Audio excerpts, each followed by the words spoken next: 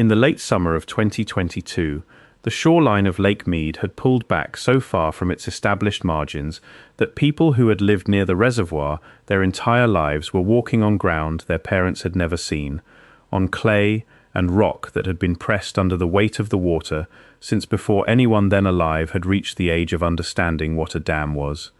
The Bureau of Reclamation, which has managed the water stored behind Hoover Dam since the reservoir first began filling in 1936, had been publishing the weekly surface elevation numbers in the measured, bureaucratic language federal agencies use when they are navigating a crisis they cannot name as such. By late July, the lake surface sat 141 feet below its maximum capacity. The pale calcium carbonate band on the canyon walls above the water, the mineral deposit that forms wherever the waterline rests and then retreats, hung more than 40 feet over the current surface in some places, a record drawn in chemistry of how far the lake had fallen across less than 2 decades of successive dry years. The coves and inlets along the Nevada and Arizona margins were releasing ground that had not been open to the sky since the Truman administration. Below those stained canyon walls, the exposed lakebed held cracked clay and stranded boats and the debris of 60 years of human recreation. But it also held, in places the retreating water was only beginning to uncover, something that none of those 6 decades had put there. If you're enjoying this story so far, don't forget to hit the like button and subscribe. Drop a comment telling me where in the world you're watching from. I love hearing from you. A retired surveyor named Dale Prewitt, who had spent 23 years with the Nevada Division of Water Resources before leaving fieldwork in 1997, had been watching the lake drop for 3 consecutive dry seasons. In his retirement, Prewitt volunteered with the Nevada State Historic Preservation Office, walking desert terrain in Clark and Lincoln counties and noting any surface features that might meet the threshold for cultural resource documentation. He was not an archaeologist by training, but he carried the field instincts of a man who had spent a career reading terrain, and he had colleagues in the Park Service who recognized the value of his observations.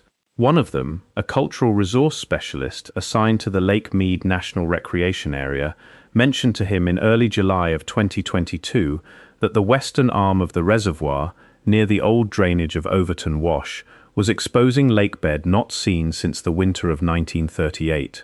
Prewitt drove out on a Tuesday morning. He parked where the gravel road ended above the old shoreline and made his way down a slope of fractured grey clay to the exposed lakebed below.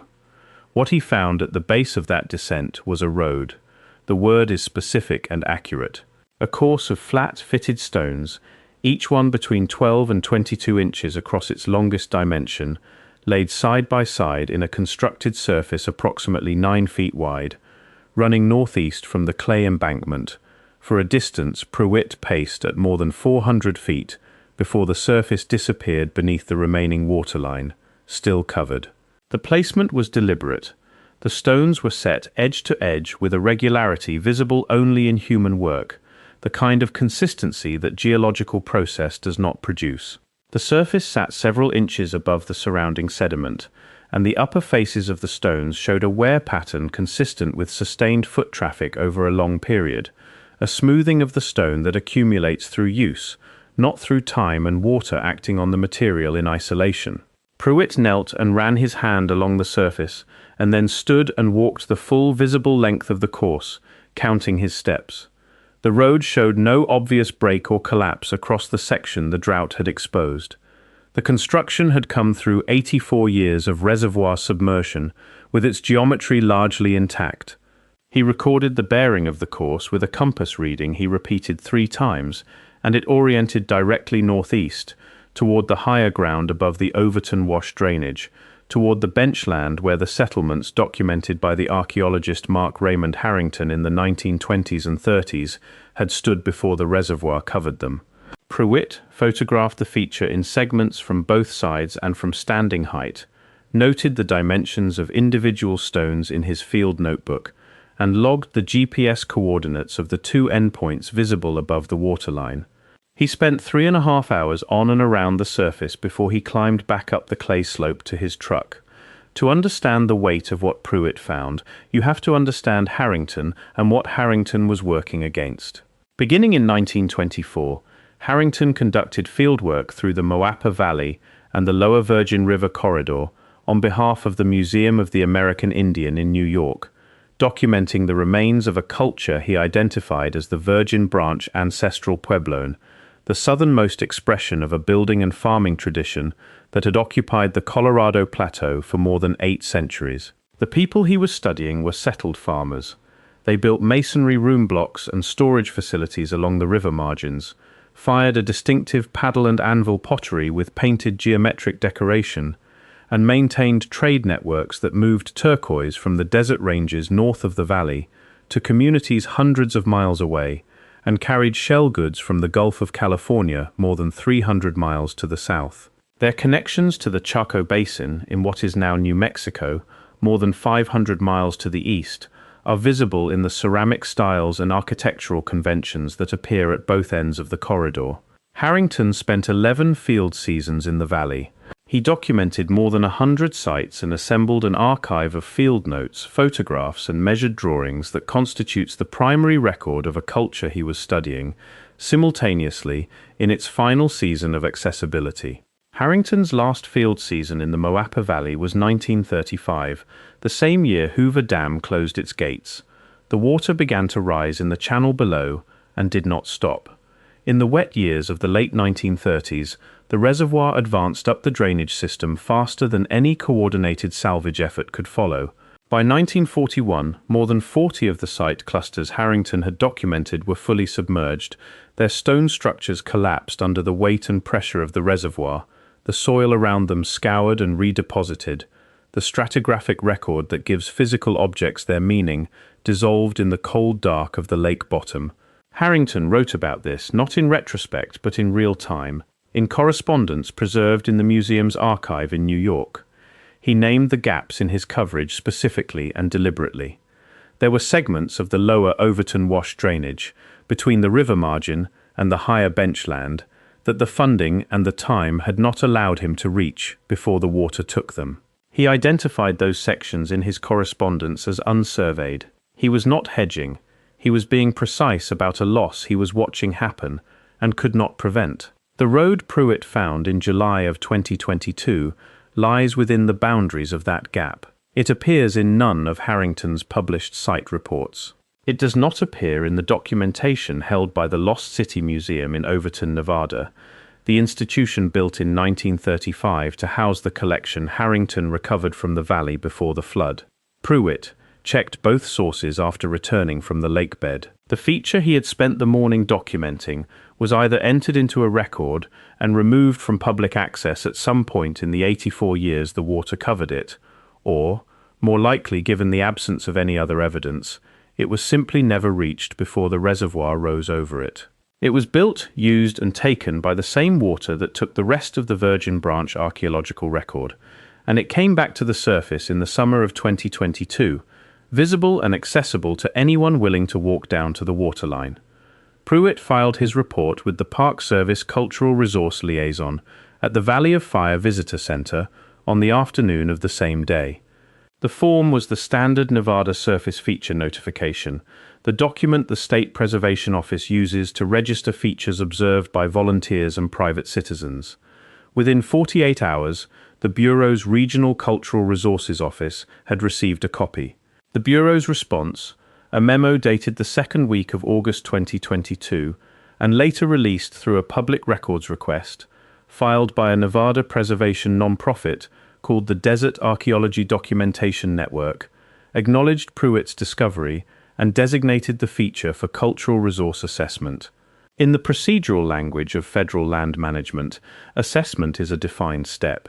It requires a visit by qualified personnel, an evaluation of the feature's eligibility for the National Register of Historic Places, and a determination of whether any protective or stabilization measures are warranted before conditions change and the opportunity to conduct them closes. The memo stated that the Bureau's regional office would schedule the visit when resources allowed. Resources, in the context of an agency managing a water emergency affecting 40 million people across 7 states, is a word that absorbs a great deal of time. What the National Historic Preservation Act of 1966 requires of federal agencies managing land that contains or may contain cultural resources is a standard. Before undertaking an action that might affect those resources, the agency is obligated to identify what is present and assess the potential for harm. The Act was signed into law 30 years after Hoover Dam's gates closed and the Moapa Valley went under. The reservoir is not an action in the Act's language. It is an existing condition, grandfathered into a legal framework designed for projects not yet built when the law was written. The protections the Act provides for sites exposed by drought fall under a separate body of procedural regulations, the rules that apply when new information surfaces about resources on federal land, and those regulations allow for the kind of assessment timeline the Bureau's regional office applied to Prewitt's report: acknowledge, flag, schedule when resources allow, and revisit as conditions permit. The Act was designed for many contingencies: a reservoir draining to its historical low and returning an undocumented road to the surface for 2 full years, while the relevant assessment remained unscheduled, was not among them. If you're hooked on this story, make sure to subscribe and turn on notifications so you never miss an upload. Your support means everything and helps me bring you more emotional stories like this one. Resources allowed in September of 2023. More than 14 months after Prewitt had first reported the feature, a team of 2 contract archaeologists working under the Bureau's regional office arrived at the site. The activity log appended to the original memo records their visit duration: 3 hours and 14 minutes. 3 hours and 14 minutes on a feature that ran more than 400 feet along a single bearing, that required multiple photographic stations to document in full, and that could not be measured completely without a metric tape and a second person at the other end of it. The formal assessment submitted to the Nevada State Historic Preservation Office in November of 2023 described the exposed feature as a possible stone alignment of uncertain cultural affiliation and recommended further investigation pending water levels. The document did not include complete measurements. It did not include a comprehensive photographic record of the stone surface. It did not assign the feature a site number, the designation that enters a cultural resource into the statewide inventory and gives it a legal standing the regulatory process must acknowledge. The recommendation for further investigation was filed. The further investigation was never scheduled. The window the drought had opened was still technically open in September of 2023. Nobody used it. The water did not wait for a second assessment. The winters of 2022 through 2024 brought above-average snowpack to the Rockies and the Colorado Plateau, and the Bureau of Reclamation allowed the recovery to proceed without restriction. Lake Mead regained more than 60 feet of surface elevation between the fall of 2022 and the spring of 2024. The Overton wash arm of the reservoir, where Prewitt had stood on a fitted stone surface in July of 2022 and noted its bearing and its width and its visible length, was under water again by late April of 2024. The Bureau's own elevation monitoring records the date. The only documentation the stone road has ever received is the photographs in Prewitt's field notebook and the GPS coordinates on his personal field device. Neither has been incorporated into any federal archive. The 2-page assessment filed in November of 2023 contains no site number. The road is currently under approximately 50 feet of water. The Overton wash site is not the only feature the retreating lake returned to the surface during the drought years, and the sequence of events at other exposed sites follows the same path with a consistency that the institutional record does not explain away. Near Colville Bay on the Nevada side of the main basin, the receding water uncovered a Midden deposit spread across a bench above the old channel floor in the late summer of 2022. A Midden is a deposit of domestic refuse, the accumulated material of daily life, the indicator of sustained occupation over a period long enough to produce a measurable layer of discarded material with depth and lateral spread. What showed at Colville Bay, documented in field notes submitted to the Preservation Office by a retired Park Service interpreter named Arthur Wills, was substantial by any measure. Worked stone flakes from the percussion manufacture of cutting tools, scattered across the surface in quantities indicating regular production rather than an isolated event. Groundstone fragments consistent with mano and metate assemblages used to grind desert seeds into flour. Pottery sherds with the paddle and anvil surface treatment characteristic of the Patayan cultural tradition that occupied the lower Colorado River corridor. During the same centuries, the Virgin Branch people held the upper drainage. Wills estimated the deposit covered more than an acre of exposed lakebed. His report is in the system.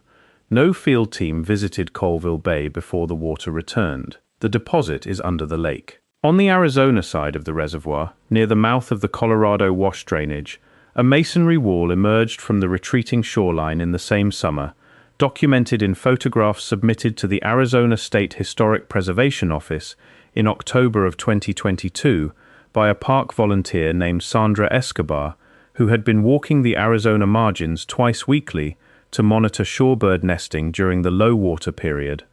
The photographs show a wall face built of the yellowish sandstone that outcrops in the canyon walls above it, preserved to a height of approximately 4 courses. The joints between the larger stones are packed with chinking, the small, flat fragments placed deliberately in the gaps to lock the wall face and distribute structural load. This technique appears across the ancestral Puebloan construction tradition, from Mesa Verde in Colorado to Wupatki in Arizona, to the Moapa Valley sites Harrington documented before the dam.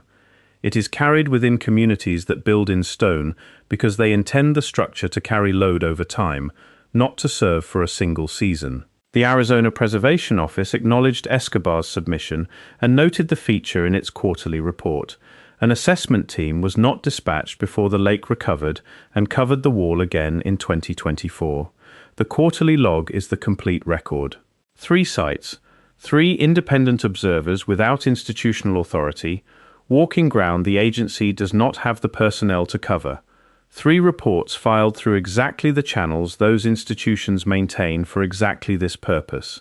The combined institutional response produced, for the Overton Wash Road, a 2-page assessment with no site number and an unfulfilled recommendation. For the Colville Bay Midden, a receipt acknowledgement, and for the Arizona Masonry Wall, a line in a quarterly log. None of the 3 features carries a formal site number in any public inventory. None was fully measured or photographed in a format allowing systematic comparison with other documented sites. None was protected or stabilized before the water reclaimed it. The institutional record that emerges from these 3 cases belongs to a system managing an emergency with emergency-scale priorities, one in which cultural resource assessment ranks below the imperative of keeping turbines spinning and downstream water rights honored. The practical result, for 3 ancestral Puebloan features that surfaced from Lake Mead and were not documented before the lake took them back, is indistinguishable from erasure. The Lost City Museum in Overton holds what Harrington managed to carry out before the gates closed.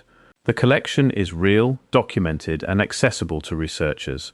Pottery vessels, turquoise ornaments, shell beads, groundstone tools, architectural photographs, field drawings. The objects in that building represent the portion of the Virgin Branch ancestral Puebloan record that the salvage effort reached in time. Harrington was explicit that the salvage effort did not reach everything. The correspondence in the museum's archive says so in his own handwriting.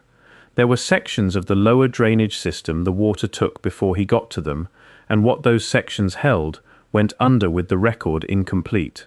The road Prewitt found in 2022 was not in Harrington's survey because Harrington never reached it. It was in the gap he named and left for the water to fill. Prewitt has offered his photographs to the Bureau of Reclamation and to the Preservation Office. The Bureau has not incorporated them into any accessible archive. The Preservation Office holds correspondence acknowledging their existence, but notes that without a formal site number, the photographs cannot be entered into the statewide inventory system. A site number requires an assessment. The assessment was 3 hours and 2 pages. The photographs remain on a hard drive in Mesquite, Nevada, the only substantive documentation of a stone road 400 feet long that came up from the bottom of a federal reservoir and went back down before the system could accommodate it. A constructed road surface 9 feet wide is a community commitment.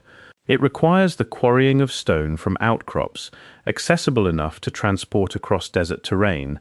the distribution of that material along a measured course, and the sustained labor of people who understood that a prepared surface would be used by enough people for long enough to make the investment worth making. A single household does not build a road 9 feet wide. A single family does not maintain one.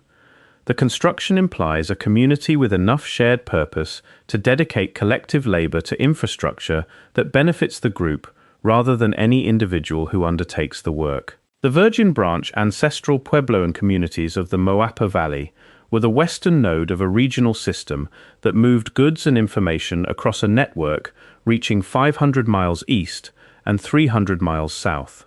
They maintained connections to communities they never directly encountered through the physical objects and the architectural conventions those communities shared.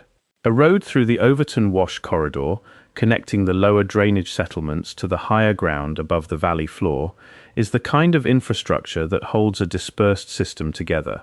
It is the evidence in the ground of how deliberately these communities organized their world and how seriously they took the work of maintaining access through terrain that punished the unprepared.